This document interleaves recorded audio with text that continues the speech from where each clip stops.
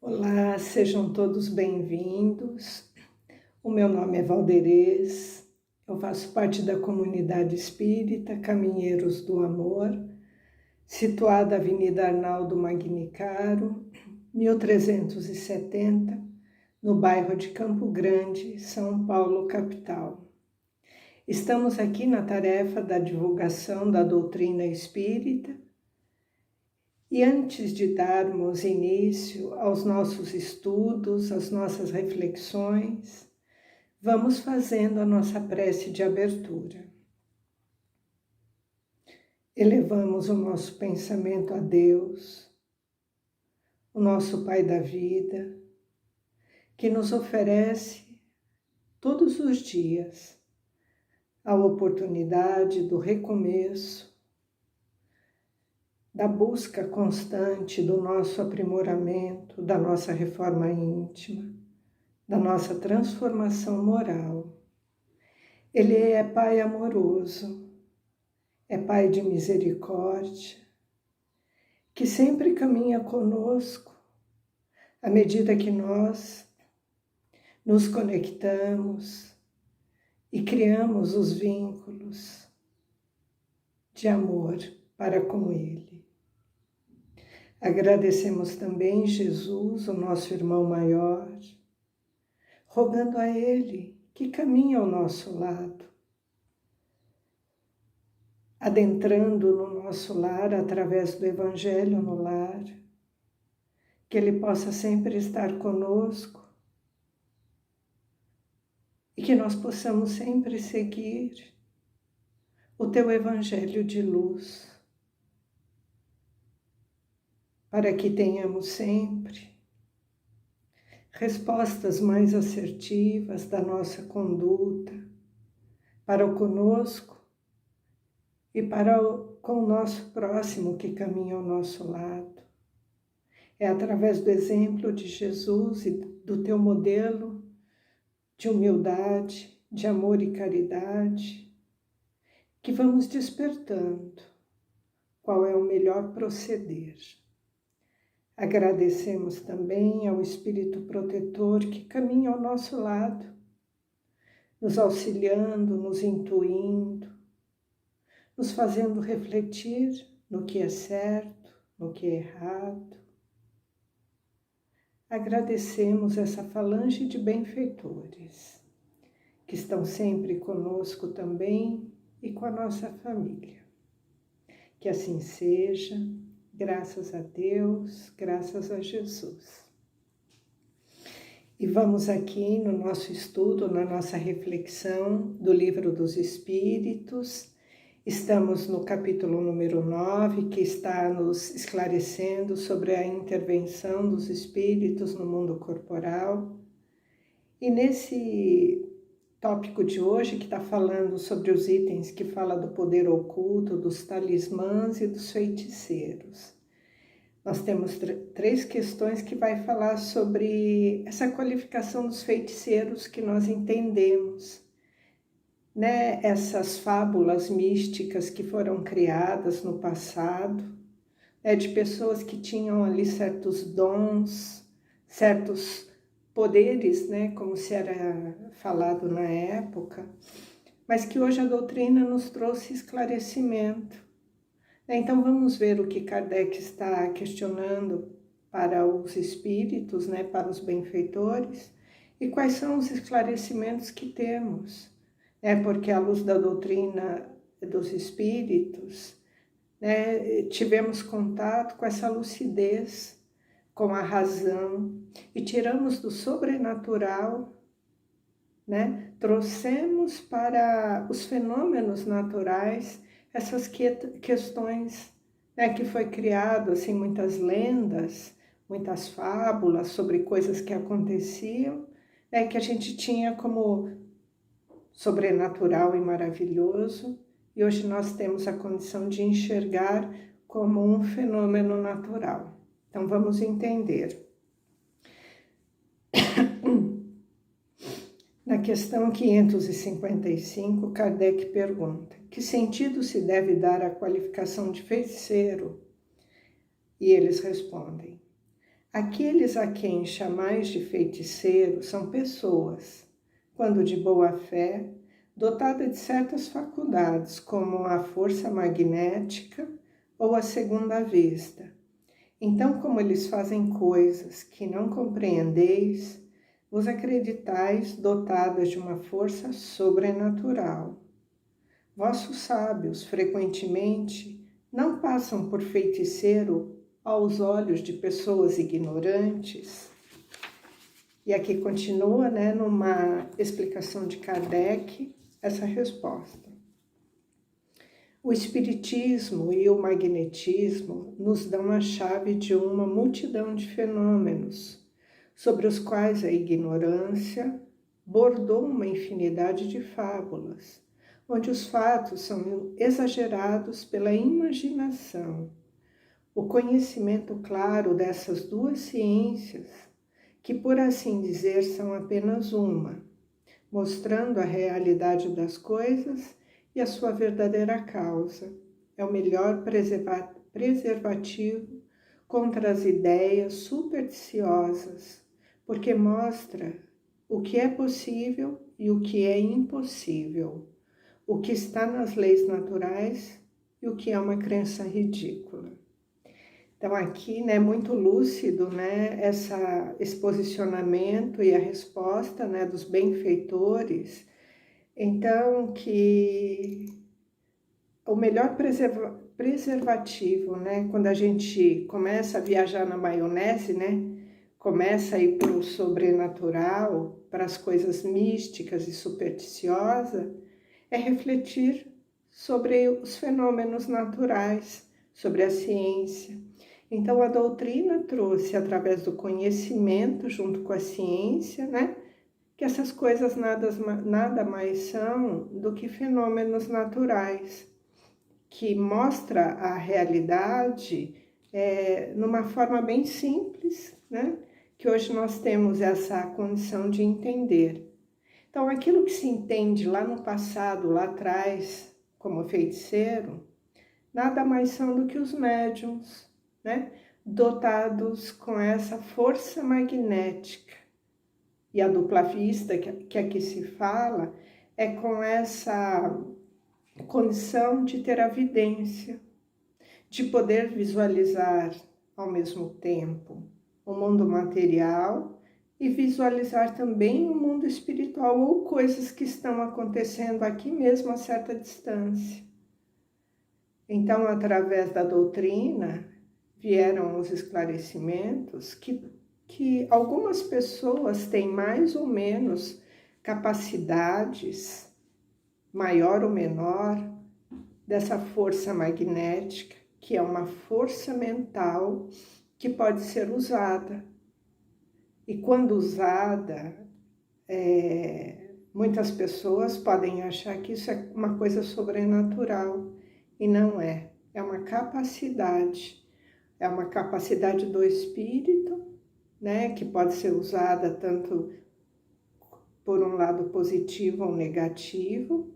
E as pessoas, quando têm essas capacidades, se a pessoa for ignorante ou ela cair numa credulidade descabida, ela pode ver, ter essa percepção de que aquela pessoa é um bruxo, é um feiticeiro, é uma pessoa com superpoderes, vamos dizer assim. Então, esses que são médios, eles com essa condição da dupla vista, por exemplo, ele pode ver as coisas acontecendo, duas coisas ao mesmo tempo, que são os mais conhecidos com essa capacidade da vidência, que nada mais é do que uma faculdade mediúnica. Então, essas faculdades mediúnicas lá no passado, quem tinha essas faculdades mediúnicas lá atrás, na Idade Média, eram vistos como feiticeiros, como bruxos, como bruxas. E eles foram muitos, a maioria deles, queimados na fogueira, porque essa ignorância teceu muitas fábulas a respeito disso. né? Mas o aspecto científico da doutrina nos trouxe, né, o esclarecimento sobre esses fenômenos.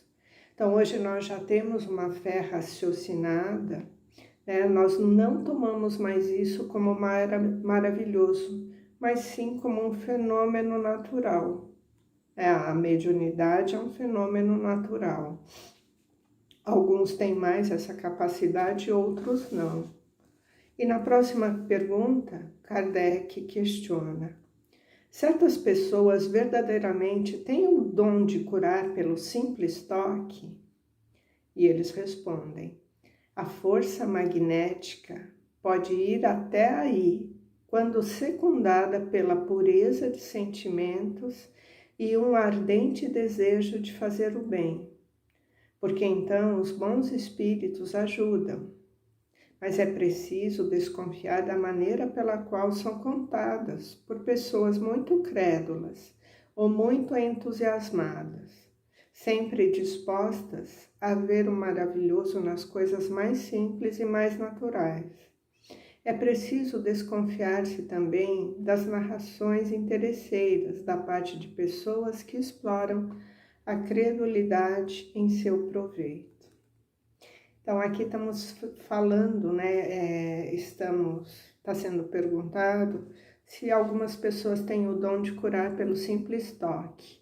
E eles respondem que sim, que há essa condição pela força magnética. Mas eles também nos trazem a compreensão de que isso não é natural, né, que todos nós temos uma força magnética, que é uma força mental. Essa força mental, quando ela é imbuída, né, de uma pureza de sentimentos e um ardente desejo de fazer o bem, né, sim, pode haver a cura. Se isso também for de merecimento da pessoa que estiver recebendo, né? Então vamos entender. Por exemplo, né, nós entendemos e já temos contato com os passes. E o que são os passes? Os passes é essa transmissão dos fluidos, que nós todos temos condição de doar os nossos fluidos, né, sejam eles positivos ou negativos. E quando nós estamos doando esses fluidos, nós estamos objetivando curar a pessoa. Alguns têm mais condições e mais doação fluídica, então ele tem uma força maior magnética. Outras pessoas têm menos. E o que fazem esses fluidos, né? Por exemplo, do passista. Ele tem a condição, né, de muitas vezes curar células doentes, trocando essas células por células sadias. Isso depende muito, né, da condição dos fluidos magnéticos dessa pessoa que está doando. Então, aquele que está doando ali no passe, ele pode ter muito essa condição, que nós chamamos muitas vezes, né, de médiums de cura.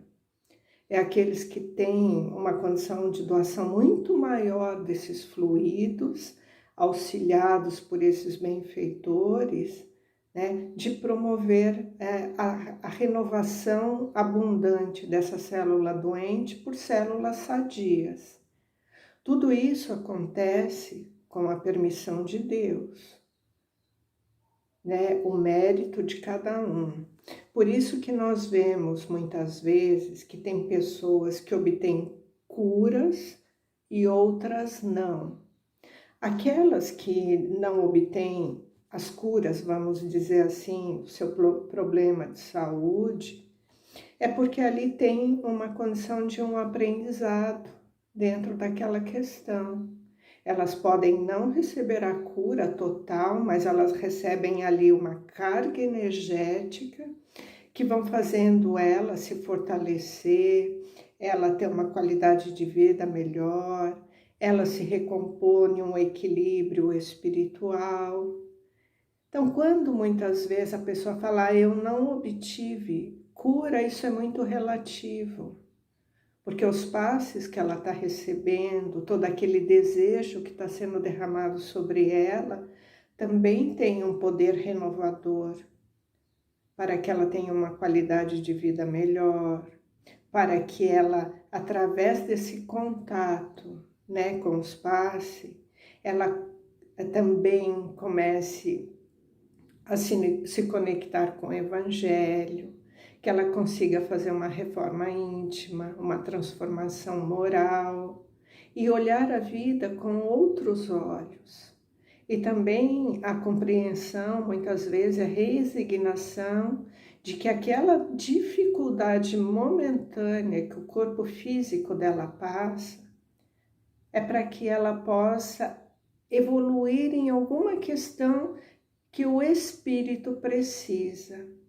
Muitas dores que nos chegam, muitas doenças, é para expurgar da nossa questão espiritual dificuldades e deformidades que ainda trazemos e que não compreendemos.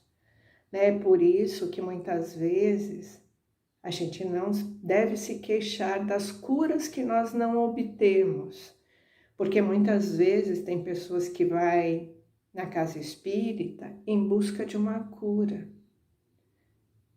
E o que ela vai encontrar lá, muitas vezes, é uma transformação moral, uma reforma íntima que vai auxiliar ela a transitar naquela dificuldade que ela se encontra. Então, aí está o grande milagre, né? Muitas vezes as pessoas esperam um milagre de uma cura, mas às vezes o milagre está na transformação moral do que aquele indivíduo vai buscar e vai promover na sua vida, nesse contato com esse alimento espiritual. Então, que nós não tomemos, assim, conclusões precipitadas, quando as coisas não saem do jeito que nós imaginamos e que nós esperamos. Porque Deus, ele tem mecanismos maravilhosos para o nosso progresso espiritual. E vamos para a última questão, que é a questão das bênçãos e maldições. Então, Kardec pergunta na questão 557. A bênção e a maldição podem atrair o bem e o mal sobre aqueles que são o seu objeto? E eles respondem: Deus não escuta uma maldição injusta, e aquele que a pronuncia é culpado aos seus olhos. Como temos os dois gênios opostos, o bem e o mal, ela pode ter uma influência momentânea, mesmo sobre a matéria, mas essa influência não ocorre senão pela vontade de Deus e como acréscimo de prova para aquele que dela é objeto. De resto, mais frequentemente, se maldizem os maus e se bendizem os bons. A bênção e a maldição não podem jamais desviar a providência do caminho da justiça. Ela não atinge o maldito se ele não é mau, e a sua proteção não cobre senão aquele que merece. Então aqui ainda continuamos sempre observando a mão de Deus sobre nossas vidas. Então, cada um segundo as suas obras. As bênçãos e as maldições só poderão chegar a alguém se assim tiver que ser, se Deus permitir. As bênçãos recebe aqueles que merecem e as maldições igualmente. Deus não permitiria que uma maldição chegasse a um inocente e que uma bênção não chegasse a um culpado. Então aqui, novamente, a compreensão de nós não mistificarmos, de nós não levarmos para o sobrenatural, que as coisas ruins chegam na gente, assim, de bate-pronto, sem um propósito. Então, como falamos, cada um segundo as suas obras. Caminhemos no bem, no amor, na caridade, para que as bênçãos cheguem até nós. Mas para que isso aconteça, nós temos que ter um papel muito definido na nossa vida, que é o papel de caminharmos no bem, no amor, na caridade. Então, cada um segundo as suas obras. Que assim seja, graças a Deus, graças a Jesus.